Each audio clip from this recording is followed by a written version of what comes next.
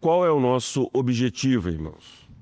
Nós vamos falar sobre o serviço cristão, sobre o fazer do crente. E a Bíblia nos ensina, meus irmãos, que a prioridade do crente é o culto a Deus. Nós temos nas Escrituras, podemos distinguir dois aspectos que envolvem o culto cristão. O primeiro deles é o sentido estrito, o sentido mais particular, que é o culto mesmo que entregamos a Deus, que oferecemos a Deus em assembleia solene.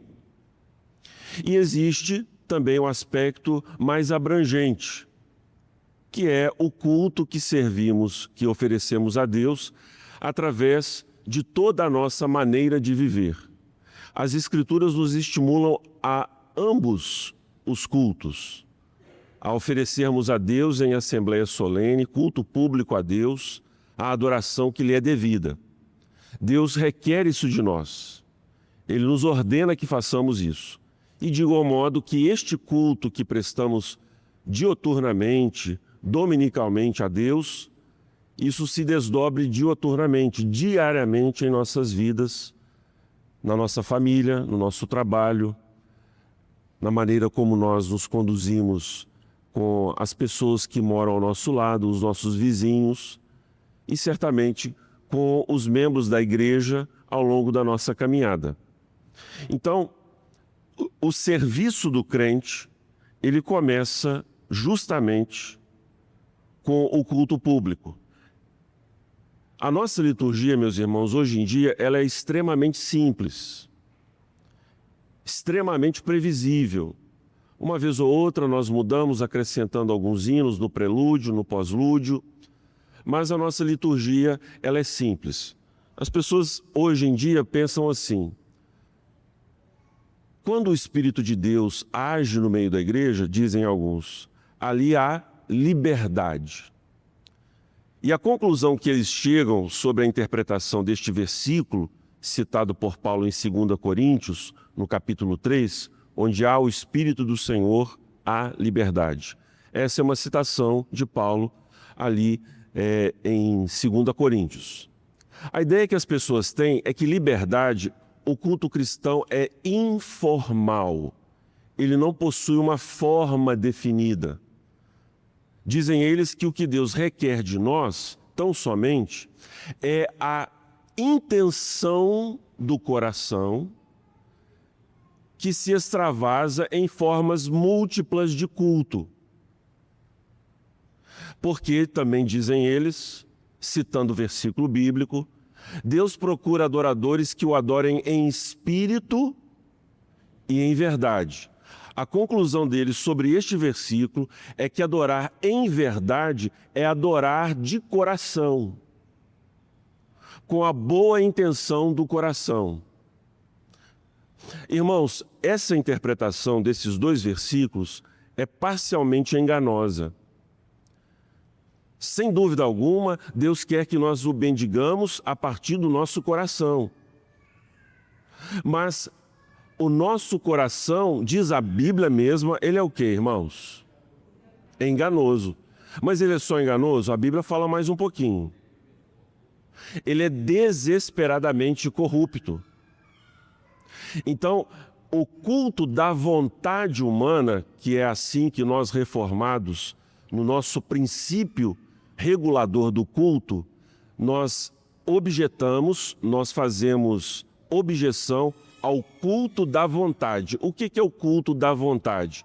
É o culto que nós achamos que podemos prestar a Deus segundo as nossas intenções. Certo, irmãos? Alguma dúvida sobre culto da vontade que eu acabei de falar? Não. Então, antes de nós considerarmos a nossa liturgia, vamos lá abrir a carta de Paulo aos Colossenses. É ali que a nossa igreja presbiteriana do Brasil, confessando a sua fé, retira deste texto a objeção feita ao culto da vontade. Carta de Paulo aos Colossenses.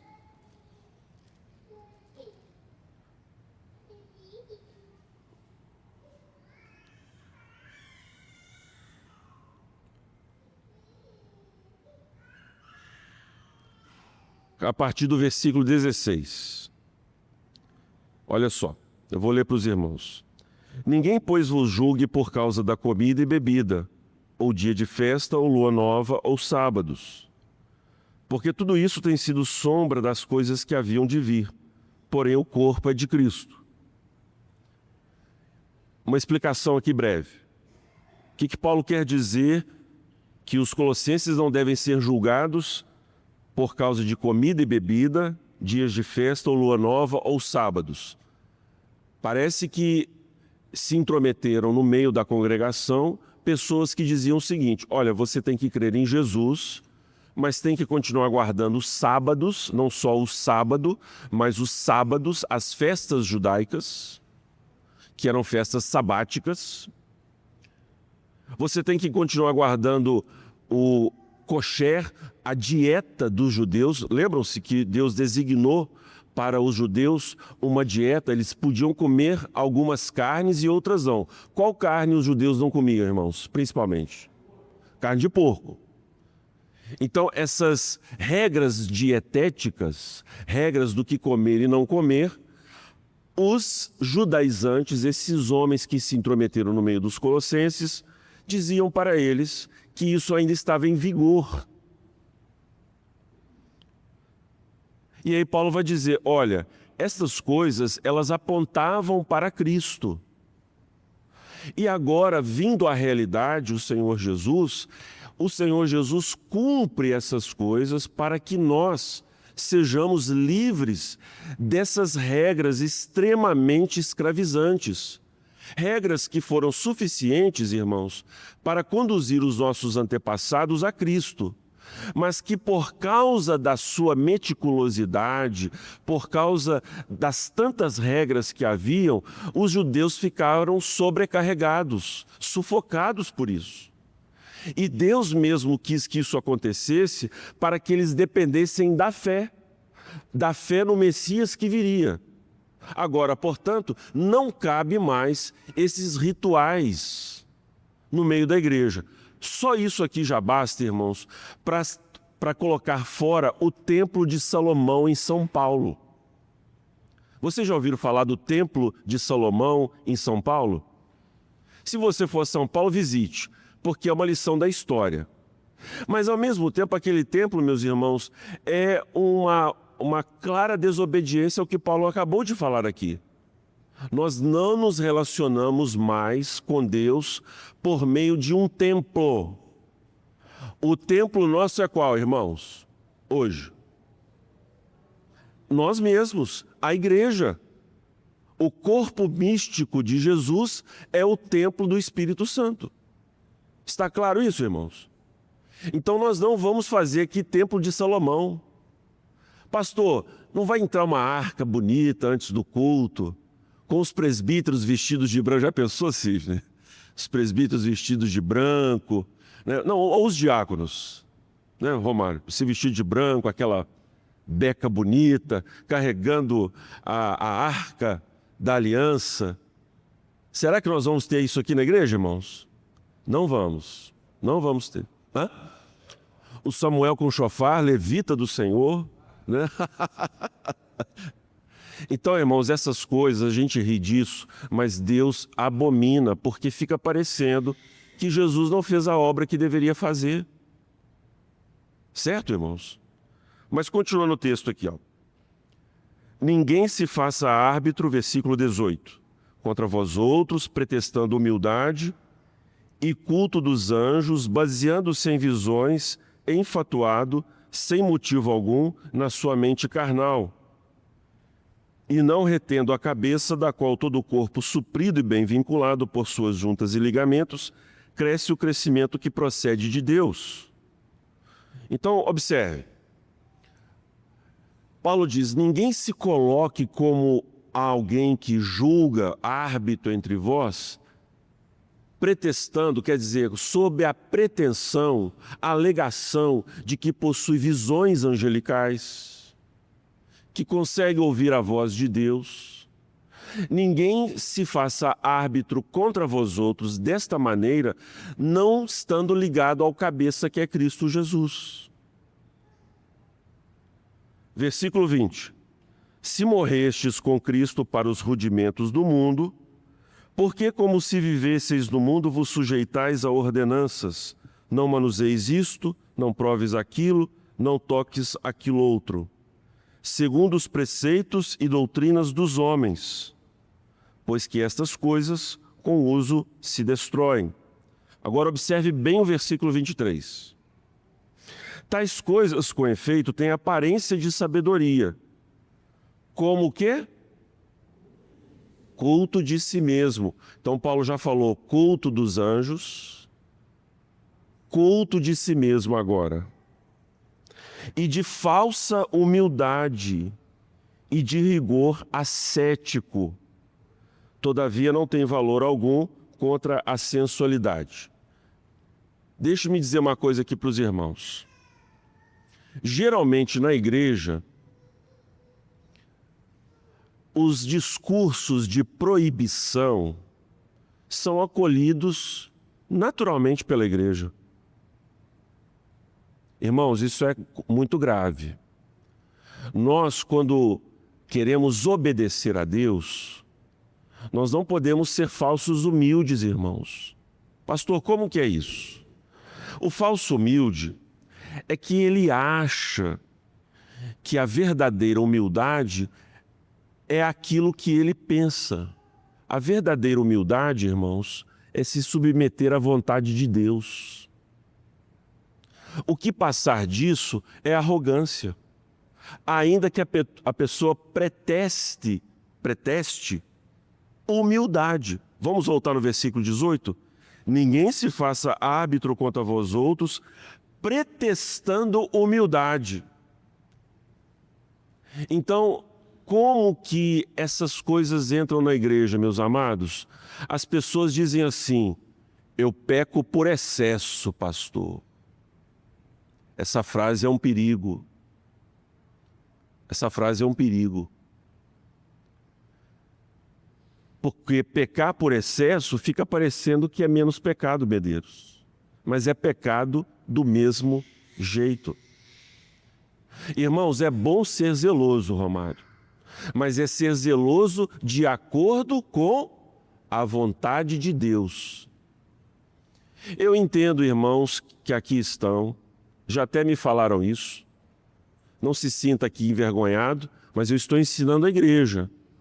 Pois não, Medeiros? Os judeus criaram regras, a lei? Sim. Do que Deus mandou? Parece não. O fato é que na igreja e para cá também criou-se regras se eles acham que está certo a Deus, a fazer a vontade de Deus, mas só perguntam, Exatamente. Regras, e muitas delas são regras para outros. Exatamente. Todos conseguiram ouvir a consideração do Medeiros, irmãos? Perfeita. É isso aí. Medeiros chegou chegando. Graças a Deus. É isso mesmo, meus irmãos. Nós não podemos admitir regras que nos impõem que vão além da Escritura. Nós não queremos ficar aquém da Bíblia e nem além da Escritura, irmãos. E as pessoas pretextam humildade. Pretextam humildade.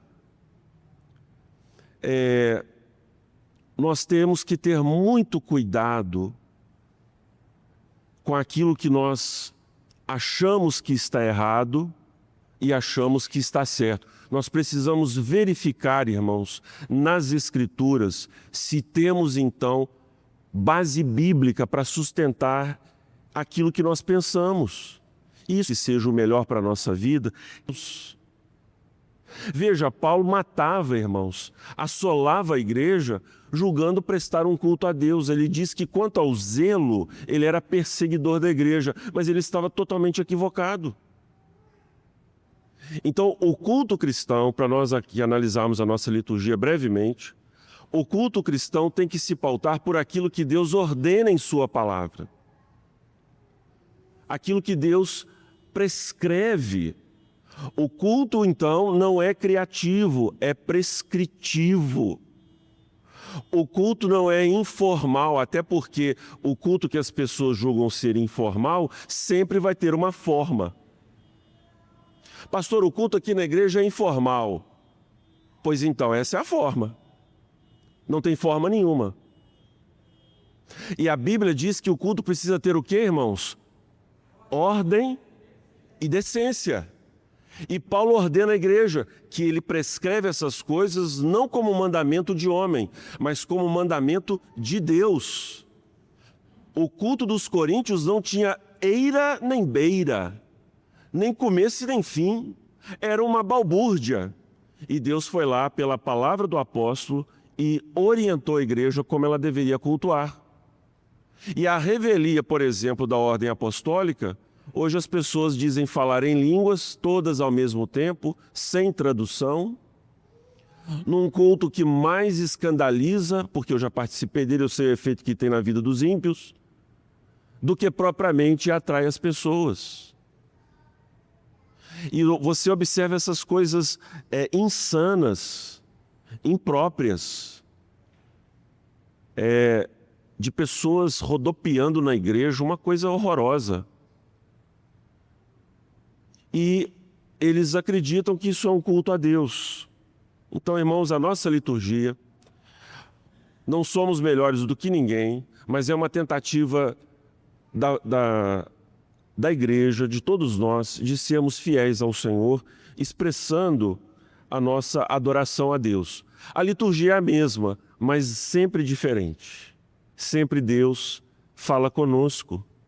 Nós não escovamos dente todo dia, irmãos? Não é assim? Nós não colocamos o nosso sapato, a nossa roupa. O culto também é assim. O culto gera a nossa cultura, porque o culto ele é, de fato, prestado de acordo com as Escrituras. Então veja. Pode falar? Ah, desculpa. As crianças, meus irmãos, podem ficar à vontade. Os pais que vieram preparados aí podem se retirar com as crianças.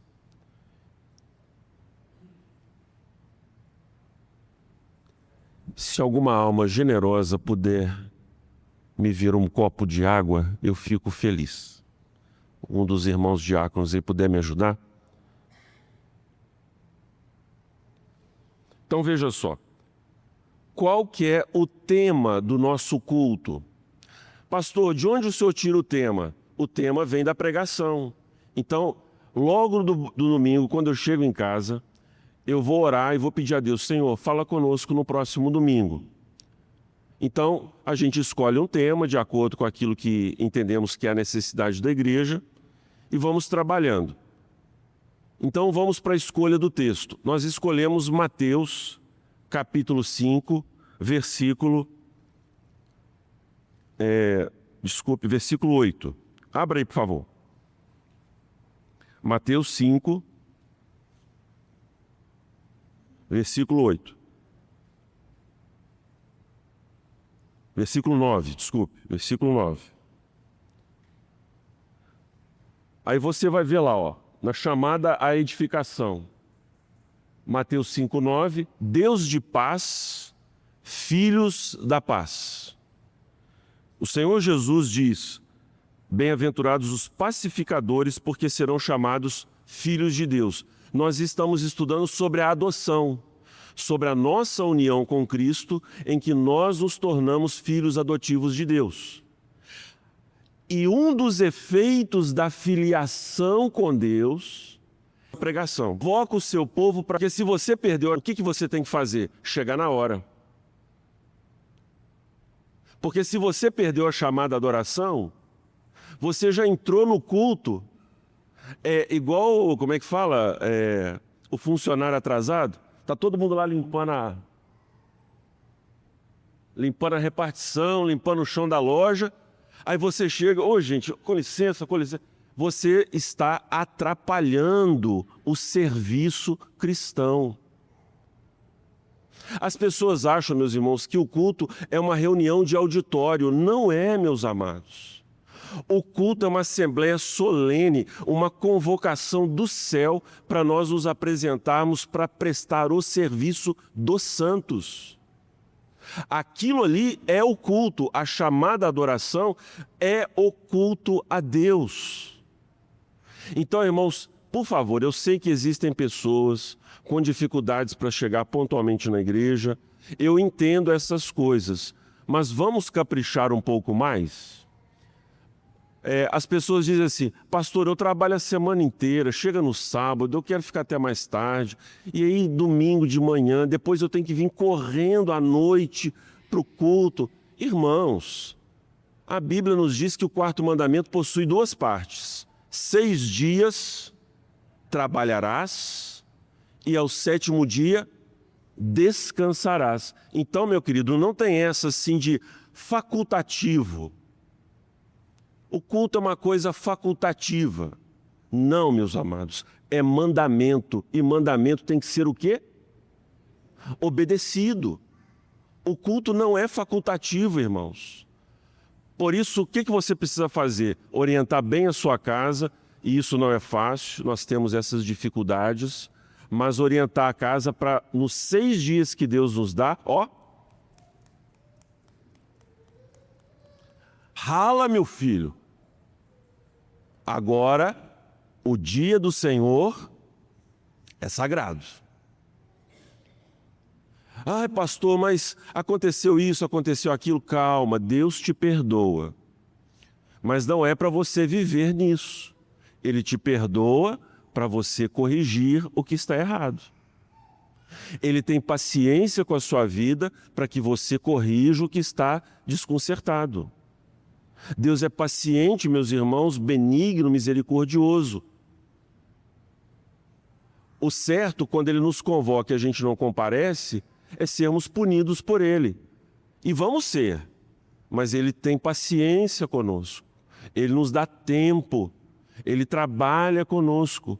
Então, amados, a chamada adoração é para quando nós iniciamos o culto, o povo se apresenta para adorar. E como que adora? Veja aí. A Bíblia fala, irmãos, que Deus fala e nós respondemos. Quando que o culto começa? Quando Deus fala. Deus fala conosco e nós então, em resposta à sua fala, nós prestamos o culto. O culto não começa conosco. O culto começa com Deus. E por meio de qual instrumento Deus assim nos chama a adorar? Pela sua palavra. Ele faz isso pela Escritura. Salmo 122. O que clama o Salmo 122? O Salmo 122, meus irmãos, é um canto de romagem, é um canto de romaria. Então, é basicamente isso que Deus está aqui fazendo conosco nessa liturgia. O Senhor está nos chamando para irmos para Jerusalém, para adorarmos no templo, para invocarmos o seu santo nome. Agora, um tanto mais diferente, né? Um tanto diferente. Nós não vamos mais para Jerusalém terrena.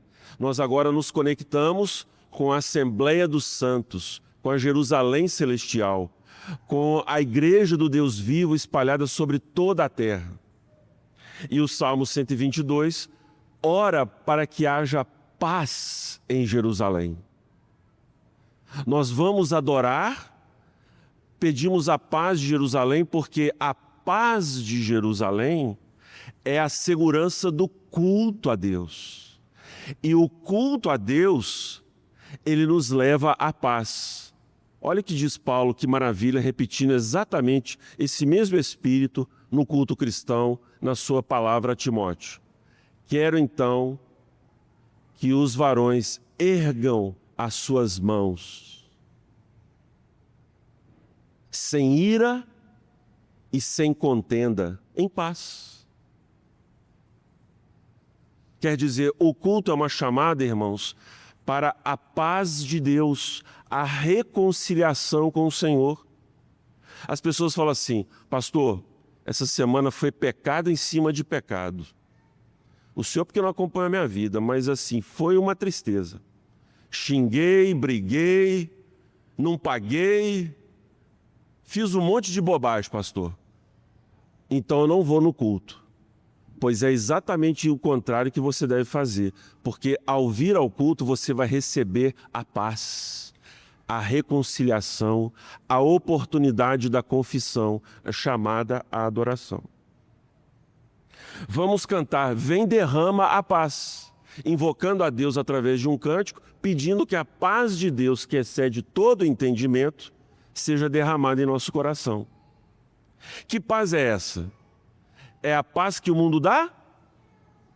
Não, é a paz que Cristo dá. E qual que é a paz que Cristo dá? É a paz de um Deus irado, que se reconcilia com o pecador rebelde e estabelece a paz. Essa é a nossa paz. A nossa paz, meus irmãos, não é ausência de conflito. A nossa paz não é ausência de provações. A nossa paz é a paz de que, diante de Deus, a nossa consciência está perdoada, nós estamos reconciliados com Deus e Ele não vai nos rejeitar. Ainda que nós tenhamos feito coisas que são reprováveis, somos amados definitivamente, irmãos. E por isso não podemos deixar de vir ao culto por causa de problema. Ah, pastor, bati boca com a minha mulher antes do culto. Então vem. Aí ela vai falar assim para você, chegando lá você vai até me abraçar, né? Chegando lá você vai até... Que isso, pastor? De que você vai se limpar para vir para o culto? Não, irmãos, vem sujinho mesmo. É aqui o lugar do banho. É ou não é? Mas, pastor, isso não é certo, não. Não, irmãos, não é você que tem que decidir o que é certo. Deus te chamou, pronto, vem. Vem. Pare com essas coisas. Lembra-se do publicano? Como é que ele chegou diante de Deus? Não é assim? Batendo no peito, falando, pecador, miserável. Agora o fariseu chegou assim, Senhor, eu estou limpinho, eu dou o dízimo, eu sou um bom crente. Mas o que Jesus diz sobre quem saiu justificado? O publicano, irmãos. O que interessa para Deus é um coração contrito. Confissão de pecados. Veja lá Tiago, capítulo 3. Esse texto eu preciso consultar para os irmãos, para vocês não perderem o fio da liturgia da paz. Capítulo 3. Tiago está orientando a igreja, as igrejas, essa é uma carta católica, uma epístola que circulou por entre várias igrejas da cristandade. Tiago vai dizer sobre a sabedoria que vem do alto. E ele menciona que uma das características da sabedoria, veja aí o versículo 15, quem achar pode ler, por gentileza. Então se diz, hoje se ouvirdes a sua voz, não endureçai o vosso coração, como foi na torre. Adriana, é Tiago 3.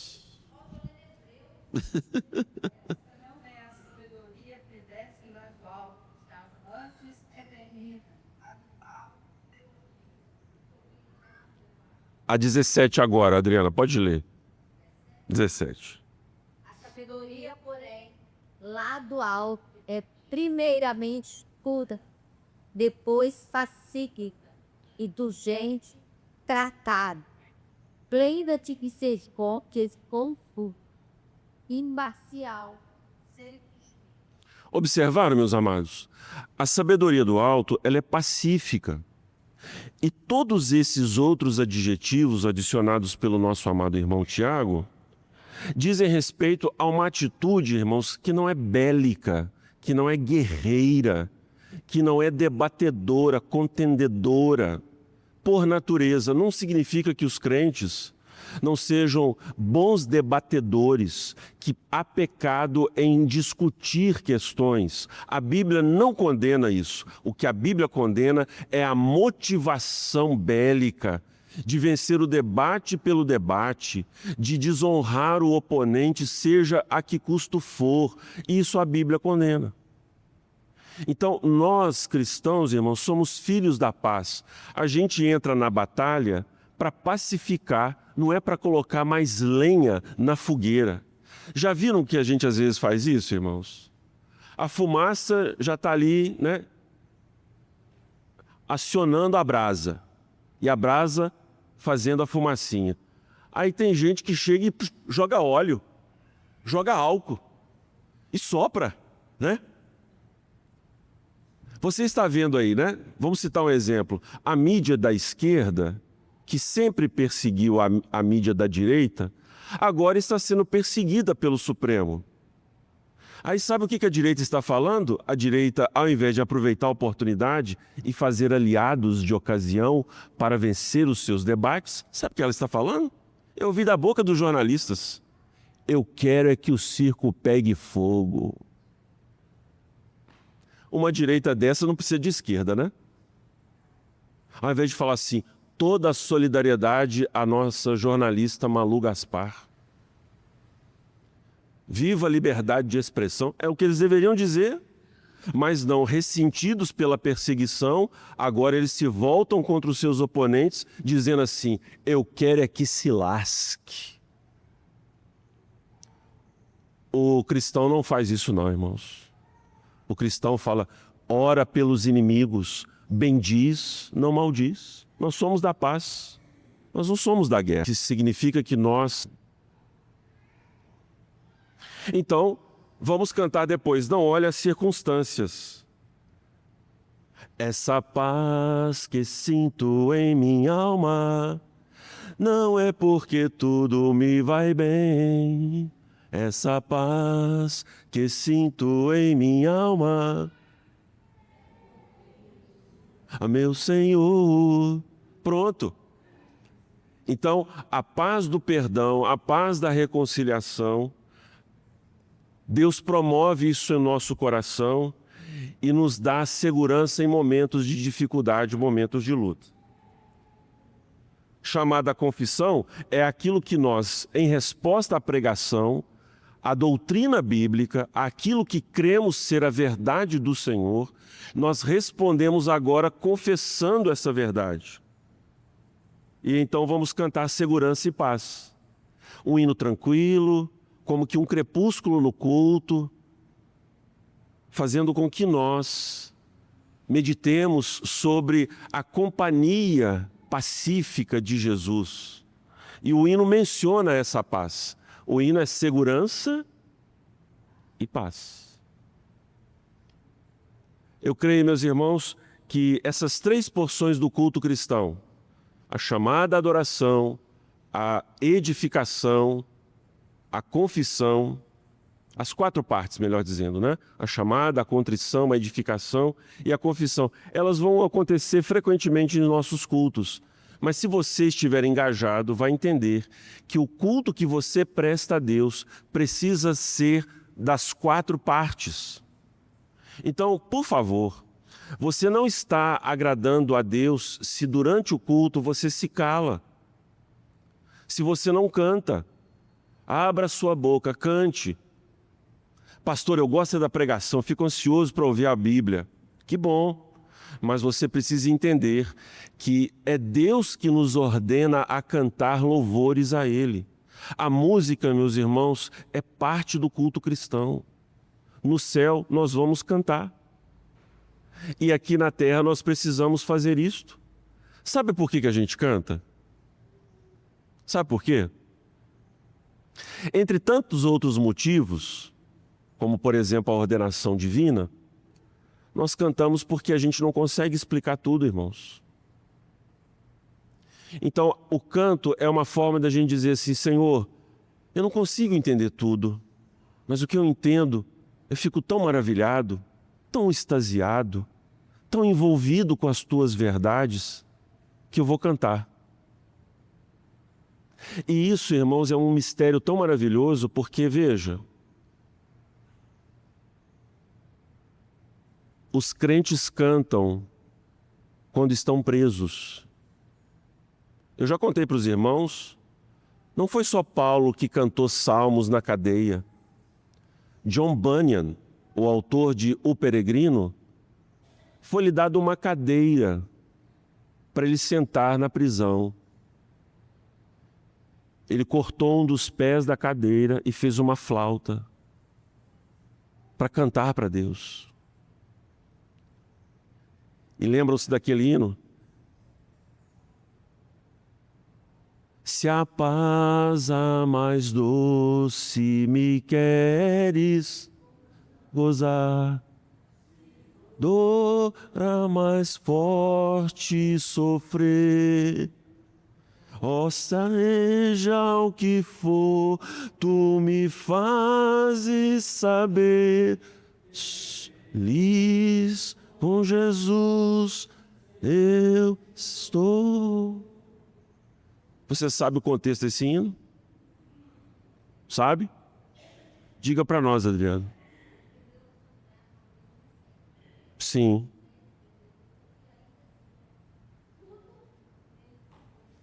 Esse autor do hino perdeu a sua família, perdeu sua esposa, e ele cantou esse hino. Então, irmãos, mesmo quando a dor está em nós, hoje, por exemplo, essa paz que eu sinto em minha alma não é porque tudo me vai bem. Olha que coisa linda. Cante isso. Cante com a alma. Irmãos, nós assim expressamos o nosso serviço a Deus. Deus nos chamou para cultuarmos o Senhor. Chegue na hora, envolva-se com as orações, com os cânticos, com a palavra, meditando na paz. Aí quando vier conta de luz, R$ 455. Quando vier boleto da loja de roupa na segunda-feira. Quando vier o problema do meu casamento, você fala assim, mente, segura aí. E as pessoas, irmãos, ficam assim distraídas. Boa parte do culto passa por entre as suas mãos como água.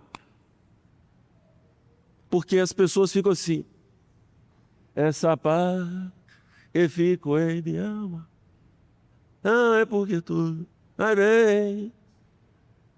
Aí na hora de se colocar em pé, parece assim aquela carroça velha.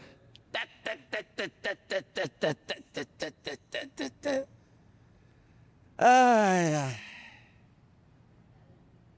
Não, irmãos. Chamada adoração. A igreja. Oração de invocação. Termina a oração. Amém vigoroso. Amém. Quer dizer, a igreja ouviu e concordou. Aí a pessoa, amém. Amém. Não, meus amados. Dissipa essas coisas que nos distraem. Aproveite o culto. Se envolva. Se entregue. Queira compreender aquilo que você está fazendo. E Deus vai nos abençoar. Culto frio, irmãos, ou quente, não é medido pela temperatura de instrumentos, vozes. Não. O culto é bíblico e por isso fala conosco. Nós não estamos descartando as emoções. Nós só queremos que elas tenham ordem e decência. Você vai sentir vontade de chorar, você vai sentir vontade de se alegrar. Não tem problema. Mas que isso seja ordenado pela palavra, pela forma do culto. Não é? Abra agora em Romanos considerar, falando foi constituído por Deus para o serviço dos santos. Agora aqui, na despedida de Paulo na sua carta aos Romanos, no capítulo 15, no capítulo 16, eu queria chamar a atenção dos irmãos para como que Paulo se relacionava com a igreja e como essa igreja atuava. Olha que interessante. Capítulo 16 de Romanos. Recomendo-vos a nossa irmã Febe, que está o quê? Servindo a igreja de Cencreia. Paulo não nos dá detalhes sobre o que ela está fazendo, mas a gente consegue entender. Nas diversas necessidades que a igreja tem, nas obras de socorro, hospitalidade, na lavagem dos pés dos santos, que é o termo que Paulo usa para as viúvas dignas da igreja. Quer dizer, são aquelas mulheres que estão sempre em oração, não vivem de casa em casa fofocando, falando da vida alheia, mas elas estão servindo a igreja. O que Paulo pede? Essa irmã está em Cencreia e se dirige a Roma, e Paulo faz recomendação a ela: sirvam a Febe, recebam a nossa irmã, para que a recebais no Senhor como convém aos santos, deem honra a ela, e a ajudeis em tudo que de vós vier a precisar. Por quê? Porque tem sido protetora de muitos e de mim, inclusive. Eu não sei como Febe era uma mulher protetora para Paulo. Não sei. Posso imaginar. Orando por Paulo, visitando a Paulo.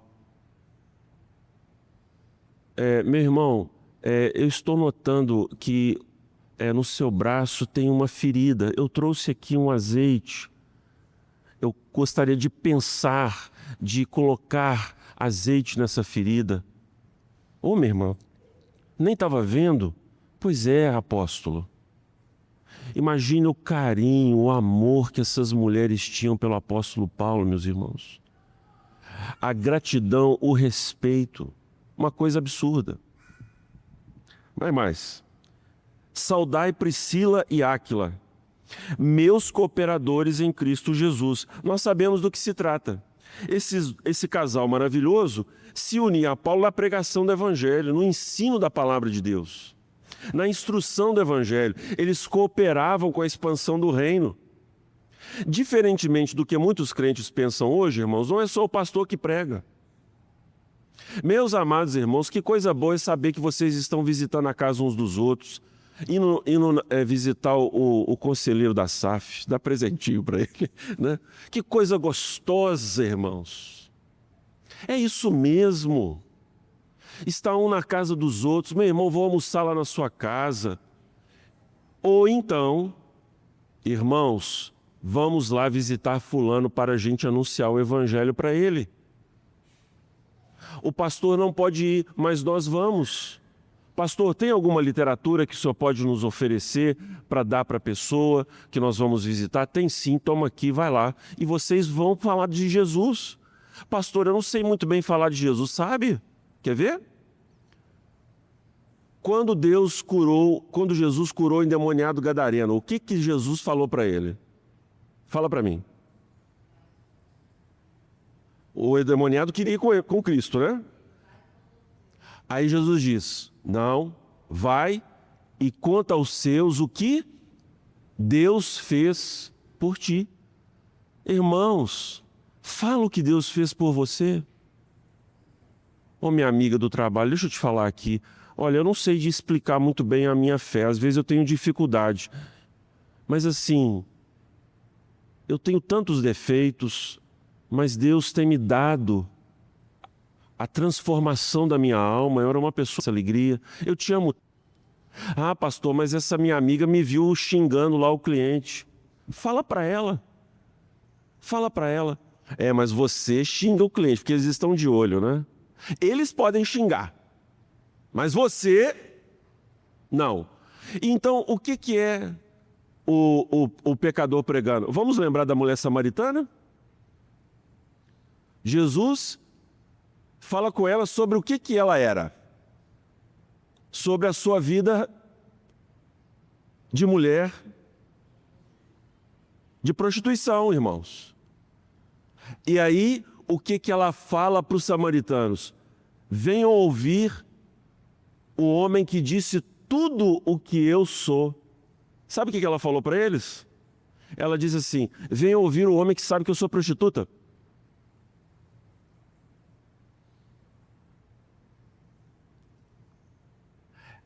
É diferente da nossa evangelização, né? Pecador Rondinei, tudo bem? Eu sou filho, vejo se o casamento está estragado, se o trabalho, se o cachaceiro. E aqui agora eu preciso falar: Jesus está escola sua vida. Jesus roda o seu carro. Irmãos, de fato tudo isso é verdade. Mas olha a arrogância do pregador do Evangelho. Ele é o santarmão. Santão. Não é assim que fala do Evangelho, irmãos. Pastor, então quer dizer que a gente pode ter vida de qualquer jeito? Não, querido. Jamais estou chamando os crentes para viver de qualquer maneira. Eu estou dizendo, irmãos, que nós somos o que somos diante de Deus e nada mais. As pessoas não precisam ficar mirando em nós para dizer o seguinte: olha, verdade, o que você fala. Não, irmãos, nós somos inconsistentes. E o fato de reconhecer isso não tem que nos levar a uma vida de qualquer maneira, mas quando os ímpios percebem que nós somos sinceros até com nós mesmos, conosco, eles então se sentem estimulados, porque nós não vendemos hipocrisia. Priscila e Áquila eram cooperadores do Evangelho, serviam a Paulo e a igreja, trazendo outras pessoas para experimentar a graça de Deus. Faça isso, sirva a Deus. Pelo menos uma vez na semana, entregue um panfleto, fale com alguém sobre Cristo, testemunhe. Os quais, veja, pela minha vida arriscaram a sua própria cabeça, e isto lhes agradeço, não somente eu, mas também todas as igrejas dos gentios. Eles eram cooperadores, mártires, chegavam ao ponto do sofrimento, de arriscar a própria vida. Saudai igualmente a igreja que se reúne na casa deles. Saudai meu querido Epêneto, primícias da Ásia para Cristo. Agora observe. Saudai Maria, que muito trabalhou por vós. As mulheres são reconhecidas prontamente por Paulo, a Asaf aqui da igreja de Roma, né? Paulo reconhece essas irmãs que trabalharam, que cooperaram pela igreja. Sabe uma coisa que é importante nós notarmos, irmãos? Eu gosto muito daqueles irmãos e irmãs que se envolvem, se engajam em obras assistenciais, dirigidas pelo poder público, um conselho tutelar. Isso é muito bom, né? A igreja se envolver diretamente com essas obras. Mas minhas amadas e meus amados irmãos, não percam de vista a sua comunidade. Porque eu sei que é importante você estar lá, mas é importante também trabalhar pela igreja. E eu vejo que às vezes alguns irmãos, não estou dizendo aqui, mas se houver, os irmãos considerem, se desconectam da igreja local, não servindo a igreja local. Mas pastor, a igreja local não me dá valor? Eu sei. Mas o chamado de Cristo para a sua vida é servir lá, mas também apoiar a obra aqui. Se você está fazendo, continue. Se está um pouco distante, mas trabalhando para o Senhor lá fora, dê mais atenção à casa do Senhor, porque ela tem muitas necessidades. Maria servia a igreja de Roma. Saudai Andrônico e Júnias, meus parentes e companheiros de prisão, os quais são notáveis entre os apóstolos e estavam em Cristo antes de mim. Irmãos, a igreja precisa de exemplos. Sabe aquelas pessoas que a gente olha e fala assim, eu queria ser como essa pessoa, mas não é aquela inveja maldita, né? É aquela inveja, aquela admiração. Então, olha o que Paulo está ensinando para a igreja. Esses irmãos, ou essa irmã e esse irmão, há uma discussão se Júnias é mulher ou homem, porque já viram aqueles nomes que a gente usa para mulher e para homem? Já viram, irmãos? Já viram? Um amigo do meu pai chama Solange. É um nome feminino, mas eu não sabia que também podia ser usado como masculino. Pois não? Sim. Andréia é masculino, exatamente, né? E aí vai. Mas enfim, a discussão aqui não precisa ir para esse caminho. O que a gente precisa ver é o seguinte. Paulo diz, esses irmãos são notáveis. Eles são especiais. Abençoe esses irmãos. Então, como que eu sirvo aos irmãos na igreja? Reconhecendo aqueles que são notáveis. E há notáveis entre nós. Irmãos cujas famílias, talvez não é do seu círculo de amizade, mas você ainda não parou para prestar atenção. Que irmão notável. Excelente, superior a mim. Pastor, eu estou sem carro. Seu carro, carregue esse anjo. Às vezes, irmãos, é um trabalho durante a semana. Procure saber. Não fique assim, e aí, irmão, tudo bem? Tudo bom? Então tá tudo bem, então tá tudo bom. Não, irmãos. Mas a senhora está precisando de alguma coisa, minha querida irmã? O senhor está precisando de alguma coisa? Não deixe de falar, se exponha para servir. Servir a notáveis tem grande galardão, porque o galardão de profeta é um, o galardão de apóstolo é outro. O galardão de pastor é outro. Então Deus está observando que tratamentos notáveis da igreja recebem. Porque Paulo está mandando aqui tratar bem.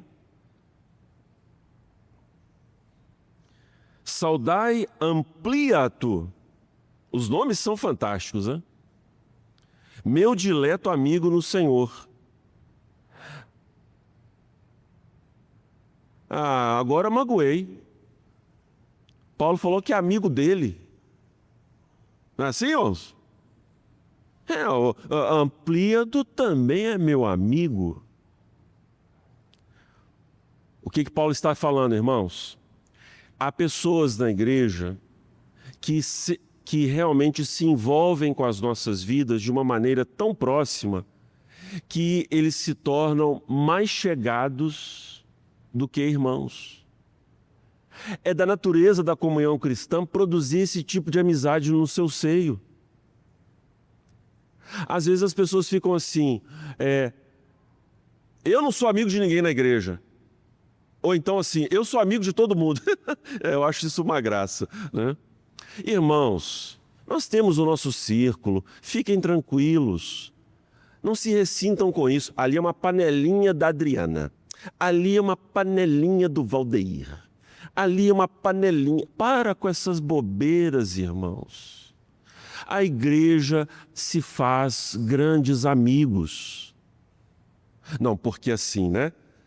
A Araci com a fulana de tal. Né? Irmãs, vejam isso como alegria. Que bom é ter confidentes na igreja, pessoas que eu posso confessar pecados, dizer das minhas lutas. Apoiem, estimulem, sem sentir, mas eu gostaria de ser mais chegado. Que bom, ok, trabalhe, mas não fique assim espantado. A amizade, irmãos, é uma das maiores formas de serviço cristão. Quando somos amigos uns dos outros, quando compartilhamos das nossas dores, isso é muito bom na igreja. Faça amigos na igreja. Vá na casa dele, converse, que ele vá na sua casa. Tenha amigos na igreja. Eu queria ser amigo de fulano, de Beltrano. Sim, trabalhe por isso. Nós não podemos ter partidos na igreja, mas amigos, sim. Saudai Urbano, que é nosso cooperador em Cristo, e também meu amado Estaques. Saudai Apeles, aprovado em Cristo, saudai os da casa de Aristóbulo. Saudai meu parente Herodião, saudai os da casa de Narciso, que estão no Senhor.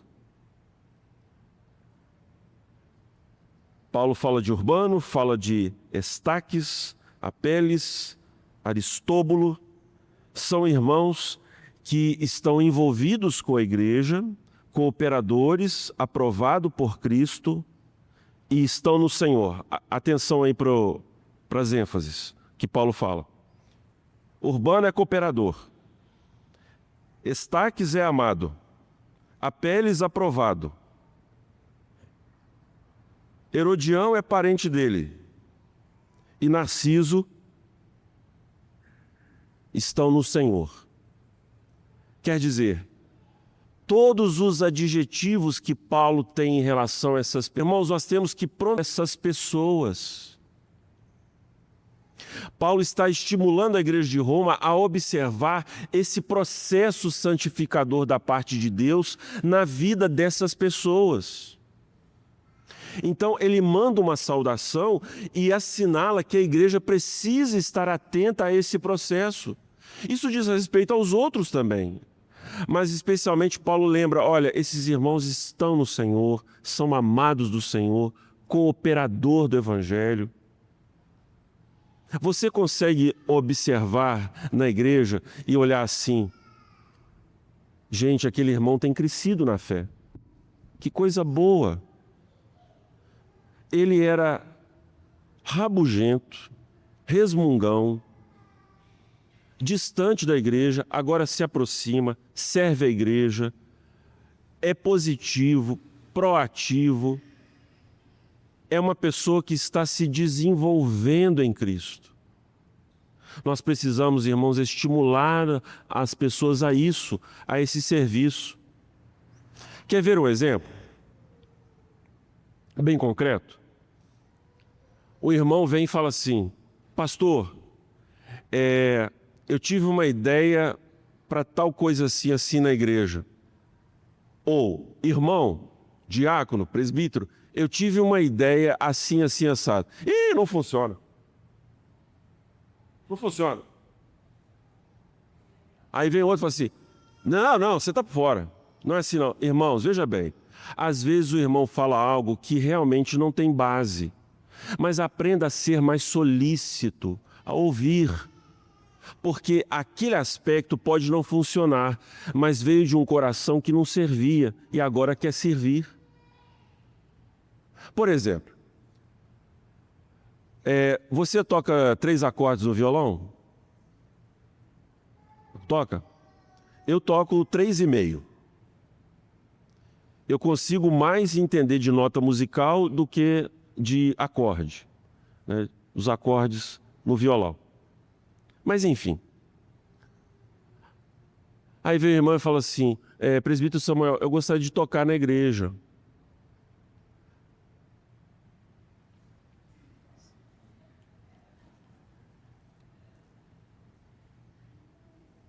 Irmãos, nós estamos aqui para performance. É isso mesmo que Jesus quer de nós? Pastor, mas a Bíblia fala para nós tangermos com júbilo e com excelência. Então você vai ensinar esse irmão a ser melhor músico. Quantas igrejas formaram músicos maravilhosos que até roncando desafinavam?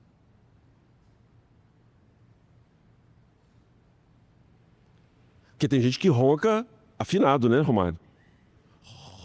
Solta um tenor maravilhoso, né? Então, irmãos, veja, talvez essas pessoas que nós olhamos na igreja com seus dons tão pequeninos serão colocados por Deus no muito, nós não sabemos a história delas toda. E assim nós elitizamos a igreja, irmãos, e é uma briga tão estúpida, o grupo de louvor. Por que o grupo de louvor? Os levitas do Senhor. E eu olho para aquilo e falo, meu Deus, que pobreza de espírito, que baranguice, que breguice. Ainda bem que isso acabou. Agora nós temos comissão de música, que é uma agência do Senhor para introduzir nos cânticos congregacionais aqueles que nos ajudarão no louvor da igreja. E outro dia a Jânia vem e aparece cantando. Olha que coisa maravilhosa. Ah, pastor, eu não sei assim, sabe se eu, né? Mas só o fato dela se apresentar, de querer cantar, de querer louvar a Deus com a igreja, ela vai aprender, vai melhorar, vai ser uma bênção. Então, quando um irmão se aproximar de você, sirva a esse irmão ouvindo o desejo dele de servir. Deixe que ele fale. Irmãos, eu como pastor muitas vezes errei dessa maneira. Me perdoem se eu fiz isso com alguns de vocês. Mas, meus amados, nós não podemos obstruir a obra do Senhor na igreja. Não podemos. Vamos terminar aqui. Eu gosto dessas duas aqui, ó. Saudai, Trifena e Trifosa. Já pensou, Davi? Você com uma irmã com esse nome? Ô, Maria Emília, como é que é o nome daquela irmã? É o quê? É Trifena. Trifena. Mas tem outra também. Parece, como é que é meu? É o quê? Trifosa. Olha o que Paulo diz. As quais trabalhavam no Senhor. Saudai a estimada Pérside, que também muito trabalhou no Senhor. Saudai Rufo, eleito do Senhor, eleito no Senhor, igualmente a sua mãe, que também tem sido mãe para mim. Olha aí a maneira como Paulo se refere a essa mãe de Rufo. Saudai Rufo, eleito no Senhor, e igualmente a sua mãe. Tem um mistériozinho aqui de Rufo. Se você tem a Bíblia igual a minha, observe o texto do Novo Testamento que faz referência a esse Rufo aí. Na sua notinha de rodapé, identifique, por favor, esse nome. Hein, irmãos? Marcos 15, 21. Vamos lá? Para descobrir um pouco sobre esta igreja.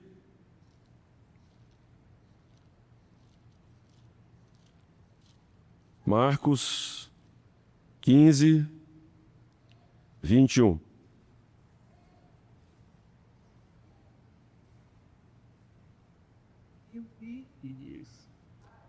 Não, Marcos 15, pode ficar tranquila, Ney, pode localizar lá que você vai ler. Estamos todos te aguardando.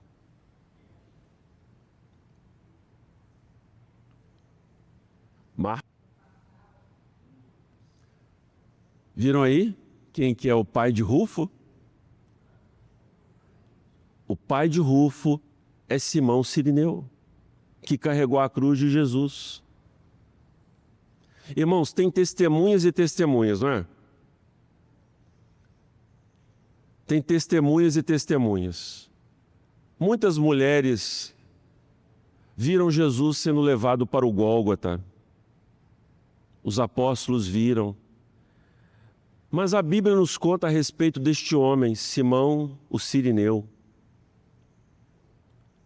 que passava vindo do campo, pai de Alexandre e de Rufo. O Evangelho de Marcos, irmãos, é dirigido à igreja de Roma também. E por isso, certamente, esta menção ao pai de Rufo. Agora você imagina só, Marcos, dirigido por Pedro, supervisionando a escrita deste evangelho maravilhoso, que visava o evangelismo dos romanos. Os romanos iam pegar o evangelho de Marcos com uma síntese para evangelizar. Essa é a intenção de Marcos. Por isso que o evangelho é bem breve.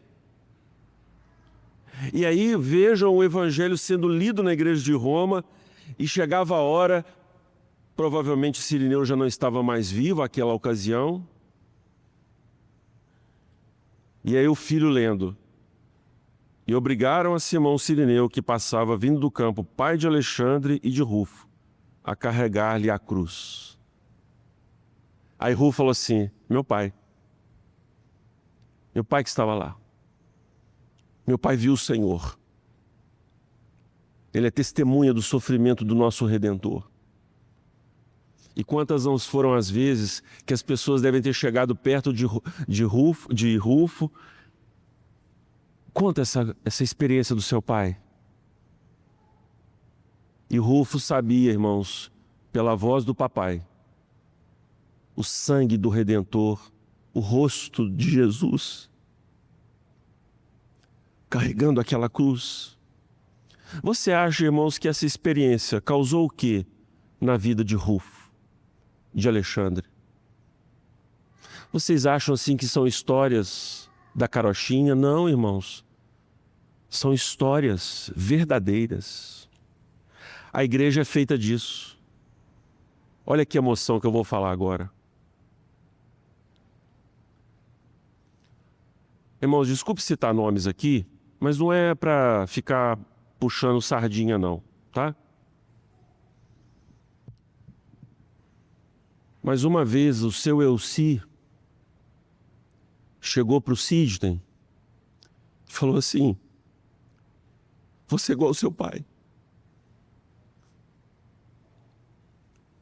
Irmãos, vocês não sabem o orgulho que a gente sente de ver isso na igreja. De saber que um pai da aliança reproduziu na vida do seu filho jeitos, formas de falar, educação, da mesma maneira que o próprio pai. Me perdoe citar, viu, presbítero? Mas isso, irmãos, é o que Deus quer. Que nós identifiquemos na igreja aquelas pessoas que, como que estiveram com Jesus. Por isso Paulo fala: saúdem a Rufo. Eu saúdo a mãe dele, porque ela me tratou como a minha própria mãe. É assim, meus irmãos, que nós precisamos tratar uns aos outros. Há uma história, dona Antônia, na sua vida. Há uma história na vida dos irmãos. E esse testemunho precisa ser saudado, precisa ser amado, considerado. Esse é o nosso serviço, irmãos, de crentes. Honrar, ajudar, cooperar. A mãe de Rufo, a esposa de Simão Cirineu, cuidou de Paulo. Mas aqui, pera lá. Pastor, pida para a festa do Pentecoste. A Bíblia fala sobre isso em Atos dos Apóstolos. Então, a mãe de Alexandre e de Rufo, esposa de Simão, viu Paulo perseguindo a igreja. Por essa vocês o esperavam, né? A mãe de Rufo, a mulher do homem que carregou a cruz do Redentor, cuidou do homem que blasfemava do Senhor da cruz. Eu cuidar desse sujeito aí, esse fariseu que perseguiu a igreja? Não, irmãos, ela cuidou de Paulo. Paulo reconhece essa consideração, irmãos, e fica tocado em seu coração, porque ele sabe o perdão que Deus lhe deu através desses irmãos. De perseguidor, ele foi feito perseguido e agora amado por essa igreja, a ponto de ser tratado como um filho de uma família tão nobre. Que bênção, irmãos! Que lições preciosas que nós jamais suporíamos que havia nessa saudação de Paulo. Quantas coisas profundas! Aqui há uma igreja reconciliada, que ama, que doa para a igreja dos gentios em Jerusalém, que passa fome, e Paulo leva essa oferta para eles. Essa igreja está servindo aos que eram seus inimigos, irmãos. Que coisa maravilhosa. Eu acho que eu consigo terminar aqui. Saudai Ansíncrito, Flegonde, Hermes, Pátrobas, Hermas e os irmãos que se reúnem com eles. Saudai Filólogo, Júlia, Nereu e sua irmã Olimpas, e todos os santos que se reúnem com eles. Saudai-vos uns aos outros com ósculo santo, todas as igrejas de Cristo vos saúdam.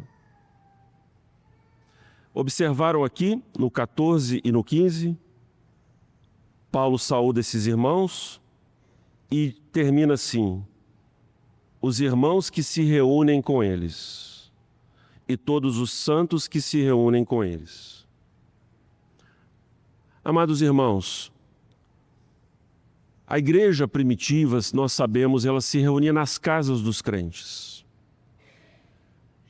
Isto por uma circunstância histórica muito específica, uma vez que eles não podiam se reunir no templo, até porque o templo passou, mas eles foram perseguidos no templo. Havia também a oposição no Império Romano. Os nossos irmãos passaram a se reunir não só em casas, mas em catacumbas.